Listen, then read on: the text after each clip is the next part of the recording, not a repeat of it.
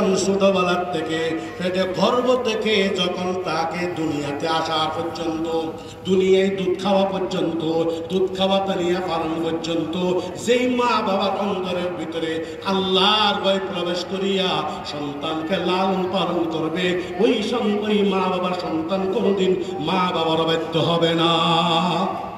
এটা হলো একদম গুড়াই যাইয়া চিকিৎসা করা। দেওবন্দ মাদ্রাসার মুহতামিম বহু বছরের আল্লামা কারি তৈয়ব স্যার রহমতুল্লাহ আলাইহি এক কিতাবে এক ঘটনা লেখে। এক দেশের এক বাদশাহ রাজত্ব পরিচালনা করতেছে। রাজত্ব পরিচালনা করতে করতে হঠাৎ একদিন শুনে তার রাজ্যের এক অংশ তার পাশের দেশে দখল করার জন্য পায়তারা চালাচ্ছে। যেমন বাংলাদেশের অনেক জায়গায় ভিতরে বর্তমান ভারত বাংলাদেশে এত বিশাল হওয়ার পরেও বাংলাদেশের বেড়া নিয়ে বাংলাদেশের সীমা নিয়ে ঠেলাঠেলি করে, ঠিক তদ্রূপ ওই সময়ের এক রাজা এই রাজ্যের এক কিছু অংশ দখল করার জন্য এমন ভাবে পায়তারা করতেছে। বাদশা কি করলেন, তার একটা যোগ্য সন্তানকে, উপযুক্ত সন্তানকে একটা বাহিনীর যোদ্ধার প্রধান বানাইয়া, লেফটেন্যান্ট বানাইয়া, আমির বানাইয়া, প্রধান বানাইয়া, যুদ্ধর সরঞ্জাম দিয়া ওই জায়গার মধ্যে পাঠাইলেন। যাও বাবা, তোমাকে আমি প্রধান বানাইয়া দিলাম, আমার রাজ্যের কোন অংশ যাতে ওই রাজা বাদশা যাতে দখল করতে না পারে, তোমাকে আমি বিদায় দিলাম, যাও। সন্তান মা বাবার রাজার, তার বাবা যেহেতু বাদশাহ, তার কথা শুনে দায়িত্ব প্রাপ্ত হইয়া সুন্দর করে বিদায় নিয়া তার যুদ্ধের মধ্যে চলে গেছে। কিছুদিন পর বাদশাহ একদিন ঘরে ঢুকলেন, চোখ দিয়া একদম কেমন কেমন হয়ে গেছে, চেহারা মলিন হয়ে গেছে, পেরেশানি আর পেরেশানি, হাসাহাসি বন্ধ, খুশি সব কিছু বন্ধ হয়ে গেছে। স্বামীর চেহারা দেখিয়া, বাদশার চেহারা দেখিয়া বিবি বললেন, ও স্বামী, বাদশা সাহেব আপনার কেমন জানি চেহারা কালো হয়ে গেছে, তার কারণটা কি? বাদশা বলে, না না, কোন চেহারা কালো হয়ে গেছে কোথায়? একটা জোরপূর্বক কোথায় একটা হাসি দিলেন, কিন্তু কোনো ফেরাসের অবস্থায় কোথায় খাতাইয়েও কেউ যদি হাসি দেয় তার কোনো লাস্টিং হয় না। আবার ফেরাসের মাথায় ঢুকলে হাসি আনন্দ সব চলে যায়। বিবি বলে, না না না, আমি আপনার সংসার আজকে অনেকদিন আপনার সংসার করতেছি, আপনার চেহারা দেখে আমি বুঝতে পারলাম আপনার কোনো মুসিবত আসছে, কোনো দুঃসংবাদ আসছে, আপনি আমাকে সত্য কথা বলেন। বাদশা কোনো মতেই কোনো কিছু স্বীকার করলেন না, কিন্তু বিবির ফাড়াফাড়িতে বিবি বারবার জিজ্ঞাসা করাতে বললেন, ও বিবি, তাহলে শোনো, তোমার ছেলেকে প্রধান বানাইয়া যুদ্ধের ময়দানে পাঠাইছি, আমার কাছে খবর আসছে তোমার ছেলে নাকি পরাজয় বরণ করে সারেন্ডার করিয়া তাকে জায়গা বুঝাইয়া দিয়া এখন নাকি ফেরত আসতেছে। সেই জন্য সেই খবর শুনিয়া আমি বাদশার জীবন অন্ধকার, আমার ফেরাসানি। বাদশার মুখ থেকে এই কথাটা শোনার পর ওই বিবি বলতেছে, না না না বাদশা সাহেব, আমার সন্তান পরাজয় করে নাই, বরং আপনি খবর নিয়ে দেখেন আমার সন্তান, আমার বাচ্চা যুদ্ধের মধ্যে জয় করিয়া পূর্ণ জায়গা দখল করিয়া এই দিকে আসতেছে। বাদশা বললেন, খবর আসলে আমার কাছে আসে, টেলিগ্রাফ আসলে আমার কাছে আসে, দূত আসলে আমার কাছে আসে, তুমি ঘরের কোনায় বসিয়া কিভাবে বলতে পারলা তোমার সন্তান পরাজয় বরণ করে নাই? কারণটা কি? কিভাবে বললা তুমি বলতে হবে। তখন মা কি বলে দেখেন, ও বালুছড়ার জনগণ, আশেপাশে বাসার যত মারা আছে, মায়ের সন্তানকে আদর্শবান বানানোর জন্য কি রকম মায়ের ভূমিকা হইতে হবে আমি ওয়াজ করলাম, ঘটনা বললাম, কাহিনী বললাম। ওই কাহিনীর থেকে আপনি ইবরত হাসিল করলেন না, আপনি শিক্ষা অর্জন করলেন না, ওই ওয়াজ শুনে আপনার কোনো লাভ নাই। ওয়াজ শোনার সাথে সাথে আপনার কলবের ভিতরে নিজের হালত পরিবর্তন করতে হবে, প্রতিজ্ঞাবদ্ধ হবে। সন্তান ভালো হওয়ার জন্য মায়ের ভূমিকা কি, সন্তান ভালো হওয়ার জন্য বাবার ভূমিকা কি রাখতে হবে, এইটা আপনি মাহফিলের কথাগুলো নিয়ে ওই মায়ের কাছে যাইয়া, বিবির কাছে যাইয়া, সন্তানের কাছে যাইয়া এগুলো শেয়ার করতে হবে। এর নাম হইল ওয়াজ। তখন বিবি বলে, কি বলে শোনেন। বিবি বলে, বাদশাহ সাহেব, আমার কাছে কোনো দূত আসে নাই, টেলিগ্রাফ আসে নাই, খবর আসে নাই, চিঠি আসে নাই, পত্র আসে নাই, কিন্তু আমি কিসের উপর ভিত্তি করিয়া বলি ও বাদশাহ শোনেন, যেই দিন বিবাহ করার পর স্বামী স্ত্রীর মিলন হইল, যখন থেকে বুঝতে পারছি আপনার সন্তান আমার পেটের মধ্যে আসছে, সেই দিন অনুভব করলাম, সেই দিন রব্বে করিমের দরবারে সাজদার মধ্যে গেছিলাম। সাজদায় যাইয়া বলছি, মাবুদ, আমার মনে হইতেছে আমি সন্তানের মা হব। আয় আল্লাহ, যেই সন্তান মা হওয়ার জন্য, সন্তানের মা হওয়ার জন্য সন্তানকে পেটে ধারণ করছি, আয় আল্লাহ, তোমার সঙ্গে ওয়াদা করতেছি, এই সন্তান দুনিয়াতে যতদিন আসবে না ততদিন আমি কোনো হারাম জিনিস, হারাম বস্তু খাবো না, কোনো নাচ গানে যাব না, কোনো আল্লাহর বিরুদ্ধে চারণ হয়, নবীর অপমান হয়, গুনাহ হয়, এইরকম কোন অনুষ্ঠানে যাব না। আমার স্বামী বাদশাহ, এই বাদশার রাজকীয় ভাবে যত রকমের হাদিয়া তো বা উপঢৌকন আসে, আমার দিল যদি সাক্ষী না দে এটা পবিত্র, এটা হালাল, ততক্ষণ পর্যন্ত আমার স্বামীর কোন উপহার আমি গ্রহণ করব না। আল্লাহকে সেজদায় যাইয়া আল্লাহর সঙ্গে ওয়াদা করছি, আমি মনে করি আমার ওই সন্তানকে আল্লাহ তাআলা কবুল করছে।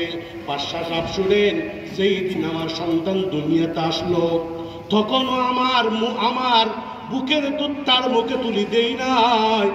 আমার বুকের দুধ তার গালে তুলে দেওয়ার আগে আবার রব্বে করিমের দরবারে সিজদা গেলাম।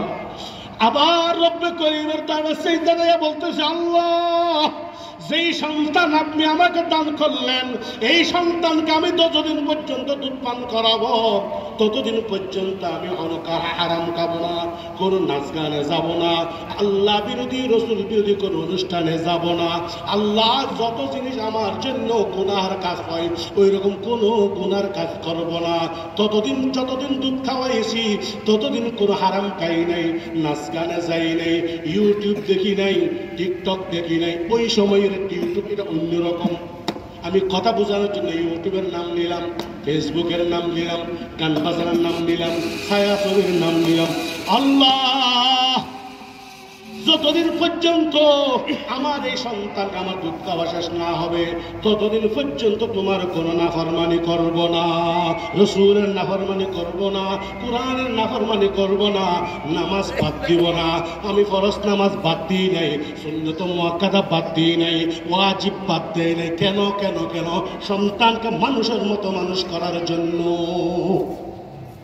বাদশাহ সাহেব আরো শুনেন, এরপরে তো আমার দুধ পান করা শেষ হইল, আবার আল্লাহ পাকের দরবারে সিজদা দিলাম। আল্লাহ, তোমার দরবারে সিজদা দিয়া কপালটা ঠেকাইয়া তোমাকে ফরিয়াদ করি, মাবুদ, আমার সন্তানকে জীবনের শেষ মুহূর্ত পর্যন্ত কোনোদিন হারাম খাওয়াইও না, আমার সন্তানকে কাপুরুষ বানাইও না, আমার সন্তানকে আল্লাহ গুমরা বানাইও না, আমার সন্তানকে ইয়াবাহুর বানাইও না, আমার সন্তানকে গাজাটি বানাইও না, আমার সন্তানকে নাসার পাগল বানাইও না, আমার সন্তানকে কোরআনের বিরুদ্ধে চারণ বানাইও না।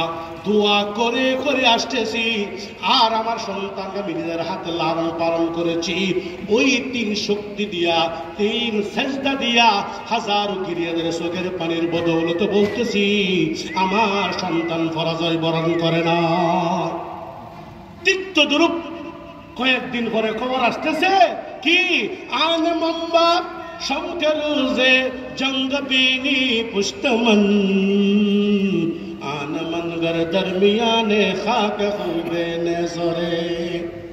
পরাজয়ের একটা ভাব আসছিল।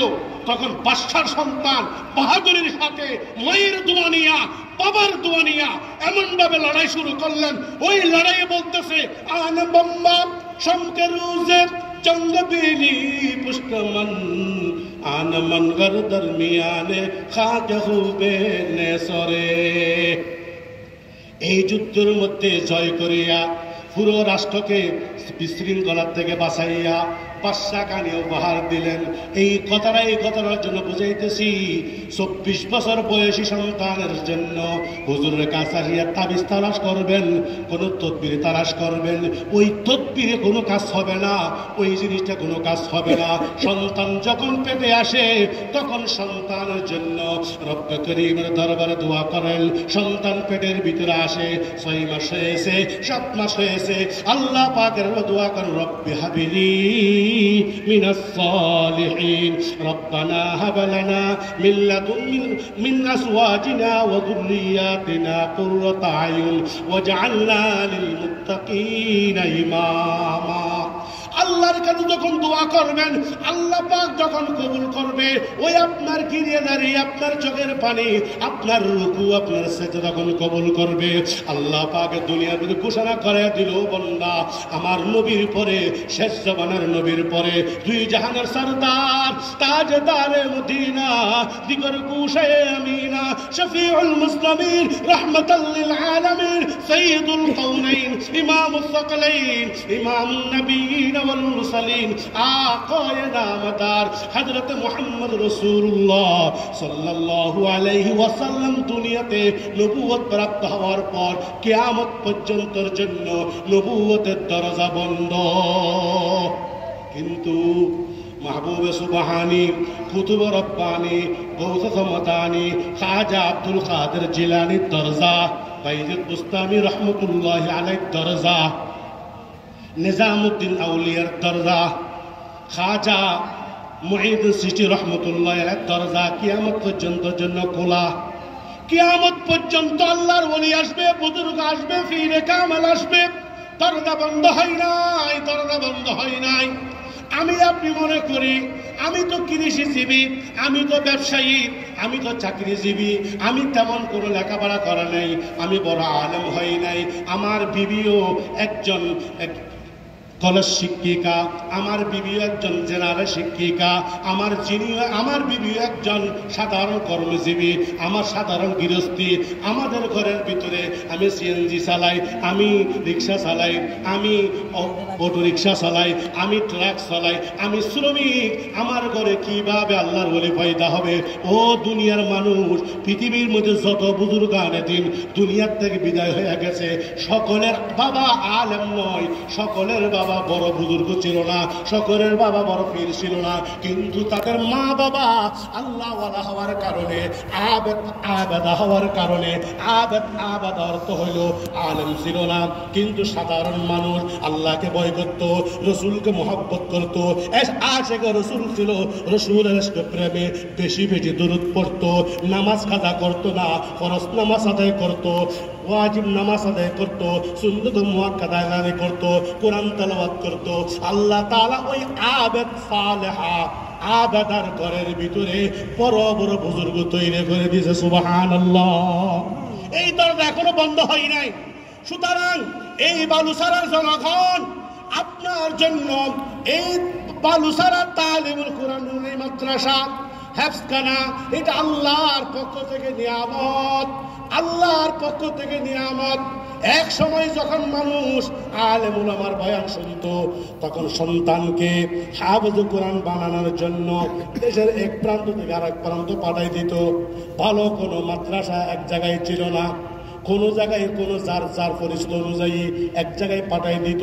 আমি হাফেজে কোরআন হয়েছি টেকনাফের শাহপুরের দিকে, বাংলাদেশের একদম শেষ প্রান্ত দক্ষিণ দিকে। বছরে 2 বার মা বাবার চেহারা দেখতাম, একটা ঈদে, রোজার ঈদে, ঈদ উল ফিতরে, আর একটা ঈদ উল আজহার সময়। কেন? আমার এক আত্মীয় ওইখানে হাফেজখানার উস্তাদ ছিল, মা বাবা মনে করছে তার কাছে দিয়ে আমার সন্তান সুন্দর মতো লেখাপড়া করবে, আমার উপর কোনো চাপ আসবে না, সেইটা মনে করিয়া দেশের এই প্রান্ত থেকে ওই প্রান্ত পৌঁছাইয়া দিছে। বর্তমান সমাজে আদরের সন্তানকে, নিজের সুন্দর অল্প বয়সের সন্তানকে তুলে দিবে এরকম কোন মা বাবা শক্ত দিলওয়ালা নাই।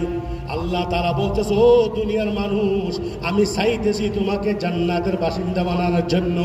ও মা, আল্লাহ চাইতেছে আপনাকে জাহান্নাম থেকে বাঁচানোর জন্য, জান্নাতের নিয়ামত দেওয়ার জন্য, হাসরের ময়দানে নূরের তাজাল্লি, নূরের সেরে তাস পরিধান করানোর জন্য।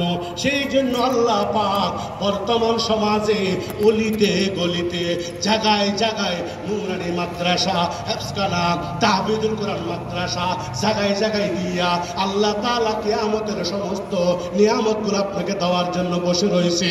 আর শেষ সাথে আসিয়া বলতেছে, ও আমার বান্দা, কে কি চাও আমার কাছে খোঁজো, আমি তোমাকে দান করব। আমি তো আপনি সব জায়গার মধ্যে শুধু চাইতেছি আমার সন্তান কিভাবে স্টাবলিশ হবে, আমি কিভাবে ডাক্তারের মা বাবা হব, আমি কিভাবে ইঞ্জিনিয়ারের মা বাবা হব, আমি কিভাবে একজন বৈজ্ঞানিকের মা বাবা হব। এইটা আশা নিয়ে ঘুমাই, কোনোদিন চিন্তা করি না আল্লাহ আমাকে একটা হাফেজ কোরআনের মা বানাও, আমাদের হাফেজ কোরআনের বাবা বানাও। যারা চিন্তা করে এইটা খুব মানুষ কলিল, সামান্য, একদম নগণ্য। প্রতিটা করে করে হাফেজ কোরআন যদি থাকে, আপনার আমার দিলকে শয়তান গ্রাস করে ফেলছে।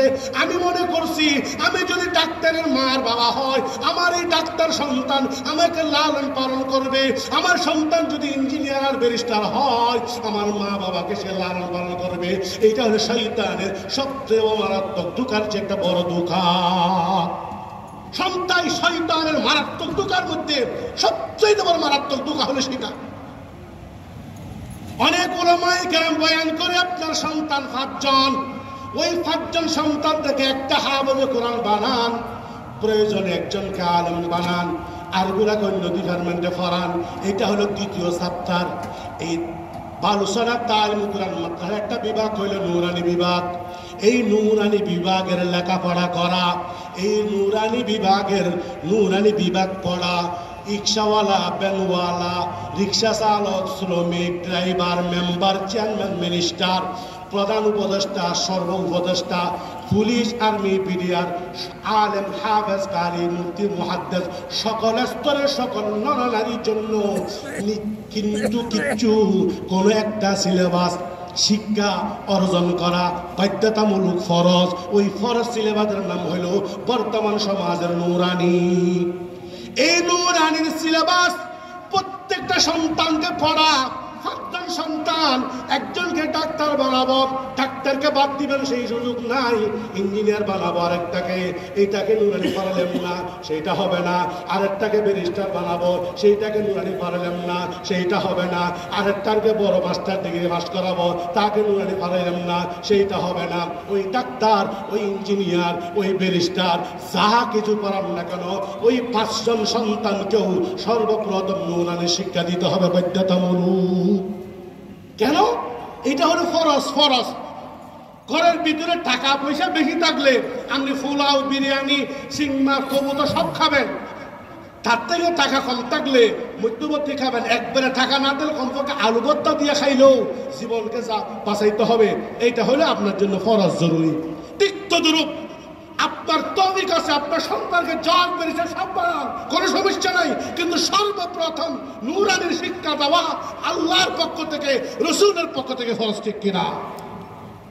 ও মুসলমান, আজকে এলাকার সমাজের প্রত্যেকটা জায়গায় আমার সন্তানকে ইংলিশ মিডিয়াম শিক্ষা প্রতিষ্ঠানে ভর্তি না করাইলে, যখন ঘর পাকা কাঁচা ছিল, টিনের ছিল, বেড়ার ছিল, তখন ইমানটা পাকা ছিল, মক্তবে ফাটাইছি।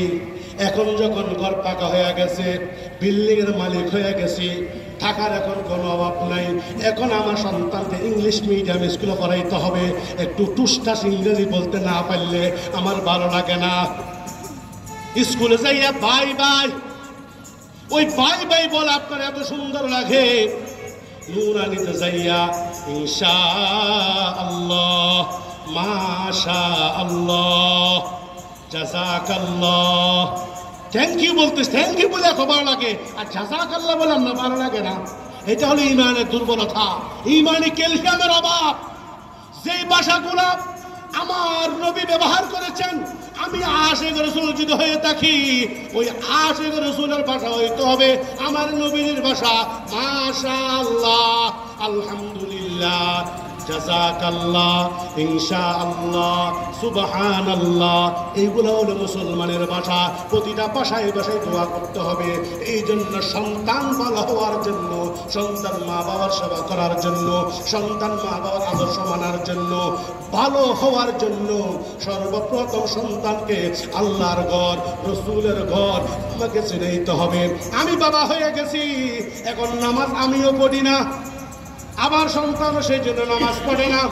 আমি মা হইয়া নামাজ পড়ি না, বরং বর্তমান সমাজের সবচেয়ে বড় মারাত্মক ভাইরাস হইল মোবাইলের ভাইরাস, নেটের ভাইরাস, ফেসবুকের ভাইরাস, এখন তো ওই টিকটকের ভাইরাস। সন্তানকে কোলে নিয়া, সন্তানকে বালিশের মধ্যে একসঙ্গে শোয়াইয়া, মার ছেলে একসঙ্গে, মার মেয়ে একসঙ্গে সারাদিন টিকটক দেখে, নাচ গান দেখে, ছায়াছবি দেখে, নাটক দেখে, সিরিয়াল দেখে। ও মা, এই সন্তান একদিন যখন বয়স বেড়ে যাবে, আপনার আন্ডারে থাকবে না, আপনার আয়ত্তের বাহিরে চলে যাবে, তখন আপনি তাবিজ তালাশ করবেন, ওই তাবিজে তালাশ হবে না। তাবিজ সর্বপ্রথম আপনি দেন, আমার সন্তান এখন পড়ার উপযুক্ত হয়েছে, আমি পৃথিবীর কোনো ইংলিশ মিডিয়াম নয়, পৃথিবীর কোনো অন্য প্রতিষ্ঠান নয়, সর্বপ্রথম বালুসাড়া তালিমুল কুরআন নুরানি মাদ্রাসায় নিয়া আমি সর্বপ্রথম আমার সন্তানকে শিক্ষা দিব, লা ইলাহা ইল্লাল্লাহ, লা ইলাহা ইল্লাল্লাহ। আপনি প্রশ্ন করেন, হুজুর আমার সন্তানকে যদি তালিমুল কোরআন মাদ্রাসায় যদি না পড়াই, বালুসাড়া তালিমুল কোরআন নুরানি মাদ্রাসায় যদি না পড়াই, আমার জন্য কোনো সমস্যা আসেনি? ও ভাই, সমস্যা আছে মানে আপনি এখনো বুঝতে পারেন নাই। পৃথিবীর থেকে যখন যেই দিন বিদায় নিয়ে যাবে, জাহান্নামে আল্লাহ পাক যখন সমস্ত মানুষদের একত্রিত করবে, যখন প্রত্যেকের আমল নামা প্রত্যেকের হাতিয়ে দিবে, আর আল্লাহ পাক বলবে, ইকরা কিতাবাকা কাফা বিনাফসিকাল ইয়াউমা আলাইকা হাসিবা। ও বান্দার বান্দি, তোমাদের সমস্ত জীবন শেষ, তোমাকে হাসর ময়দানে একত্রিত করলাম, তোমাদের প্রত্যেকের হাতে হাতে তোমার 60, 70, 80 বছর, 100 বছরের পূর্ণ একটা ডকুমেন্ট তোমার হাতে দিয়ে দিলাম, যেটা উলামায়ে কেরাম মাহফিলে বলে আমলনামা। ওই আমলনামা দেওয়ার পরে বলবে, ইকরা কিতাবাকা কাফা বিনাফসিকাল ইয়াউমা আলাইকা হাসিবা। ও বান্দা, তোমার 60, 70 বছরের পরিপূর্ণ একটা ডকুমেন্ট তোমার হাতে দিয়ে দিলাম।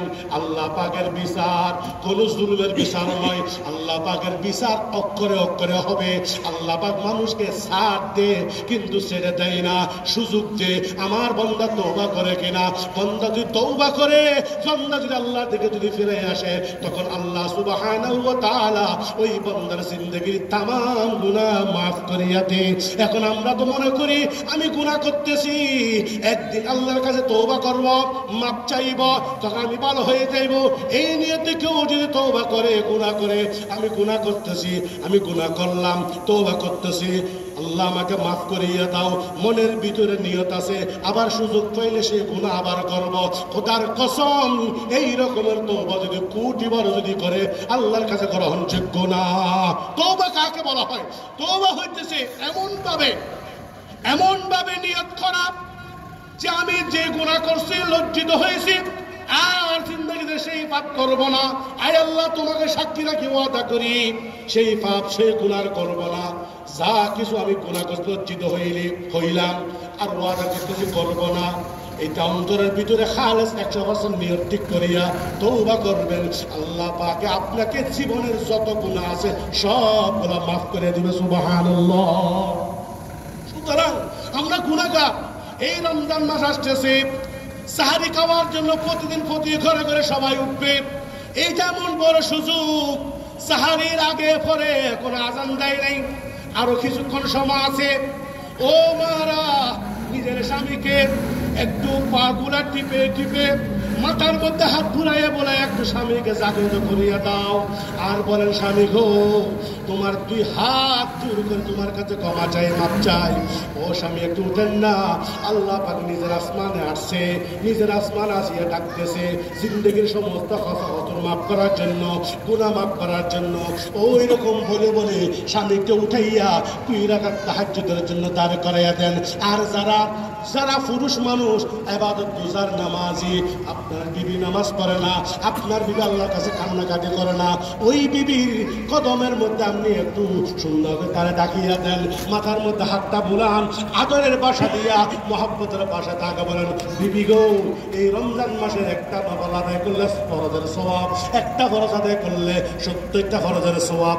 রহমতের মাস, মাগফিরাতের মাস, রহমতের মাস, মাগফিরাতের মাস। সেই রমজান মাসে ভাইয়াও রমজান মাসে হক আদায় করতে পারল না, আল্লাহ পাকের রসুলের ধ্বংস হোক। ও বিবি আমি তোমার হাতে একটু হাত জোর করি, একটু তাহাজ্জুদের জন্য দাঁড়ায় যাও না, একটু তাহাজ্জুদ করিয়া আমাদের ঘরে যাতে নেককার সন্তান হয়, আমাদের সন্তান যাতে ভালো হয়। ওই রকম সন্তানওয়ালা মা যদি আল্লাহর কাছে যখন রহমতের দরজার উপর কট করে যখন টুকাতে থাকবে, চোখের পানি সারিয়া থাকবে, সারিয়া দিবে, ওই মা বাবা সে যদি রিক্সাও যদি চালায়, ওই মা বাবা যদি সরকারি চাকরিও করে, বেসরকারি চাকরিও যদি করে, ব্যাংকে যদি চাকরিও করে, তরকারিও যদি বিক্রি করে, গার্মেন্টসের কর্মীও যদি হয়, ওই মা বাবার পেটের ভিতরে আল্লাহ পাক আব্দুল কাদের জিলানী তৈরি রেখে দিবে। সুবহানাল্লাহ।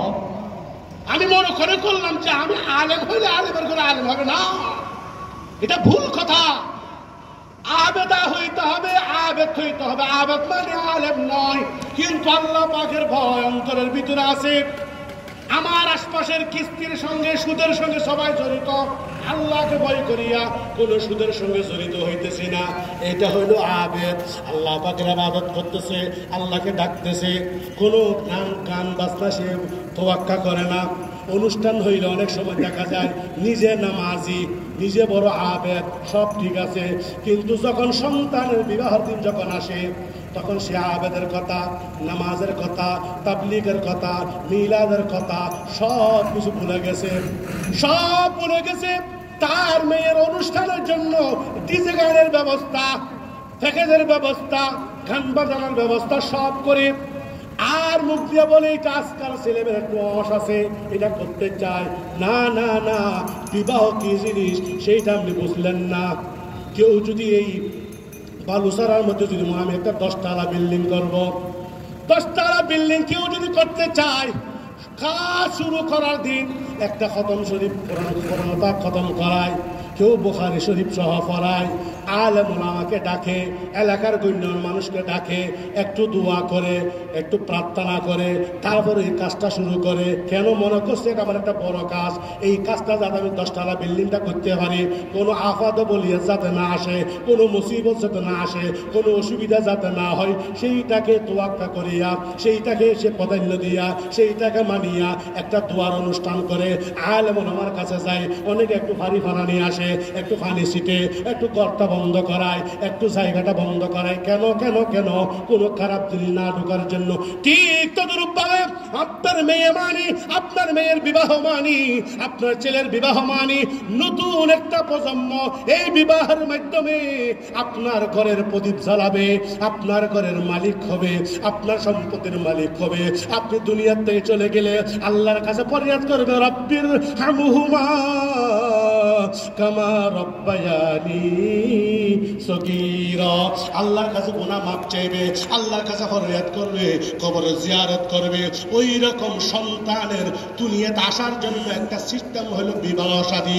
ওই বিবাহ শাদী যেই দিন আমার মেয়ে আর আমার মেয়ের জামাই মিলন ঘটাইয়া আমার নতুন প্রজন্ম আসার একটা ব্যবস্থাপনা বিবাহ শাদী, ওই দিন যদি আমি রাসূলের নাফরমানি, কোরআনের নাফরমানি, ইসলামের নাফরমানি, গান বাজনা ডিজের ব্যবস্থা করি, ও বান্দা তুমি আশিকে রাসূল নয়, তুমি হলো আশিকে শয়তান, ঠিক কিনা?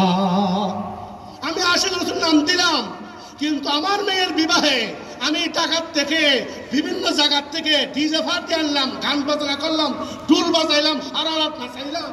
ও আশিকে রাসূল নামে কিয়ামতের ময়দানে আমার চেহারা দেখিয়া ইন্নী ফাররাতুকুম আলাল হাউদ মাম্মার আলাইয়া শারিবা লাম ইয়াযমা আবাদা লা ইয়ারিদান্না আলাইয়া আকওয়ামুন আরিফুহুম ওয়া ইয়ারিফুনানি ثم يحال بيني وبينهم فأقول إنهم مني فيقال إنك لا تدري ما أحدثوا بعدك فأقول سحقا سحقا لمن غير بعدي ও বালুসারার চট্টগ্রাম শহরের জনগণ পরিষ্কার ভাষায় বলতে চাই কিয়ামতের ময়দানে আল্লাহ পাক যখন সমস্ত মানুষদেরকে হাউজে কাউসারের পানি পান করার জন্য, যে হাউজে কাউসারের পানি এক ডুব যে পান করতে পারবে 50,000 বছর তার কোনো পানির পিপাসা লাগবে না।